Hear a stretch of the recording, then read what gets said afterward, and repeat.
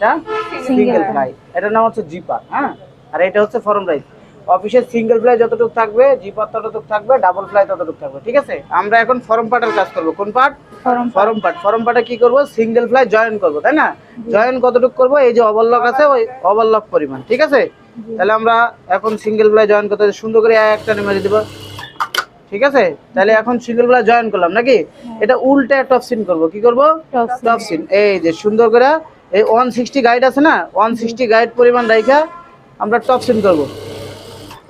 কি করলাম? টপসিন। কোন সাইডে পড়ে নাই, দেখছো? কোন সাইডে পড়ছে?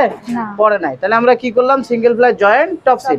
এখন সিঙ্গেল ফ্লাইটা টান দিয়ে বার করব। এটা সোজা জিপার না, এই জিপারটা সোজা না, এটা উল্টা করতে হবে। উল্টা কিভাবে? এই মাথাটা যেন আবার এই দিকে না চলে যায়। হ্যাঁ, এই দিকে থাকবে, উল্টা করে আমরা টপসিনের সমান করব। আবার এই যে সিঙ্গেল ফ্লাইয়ের মাথাটা আছে না, এই মাথা বরাবর করব, করে এখন আমরা জিপার জয়েন করব। কি করব?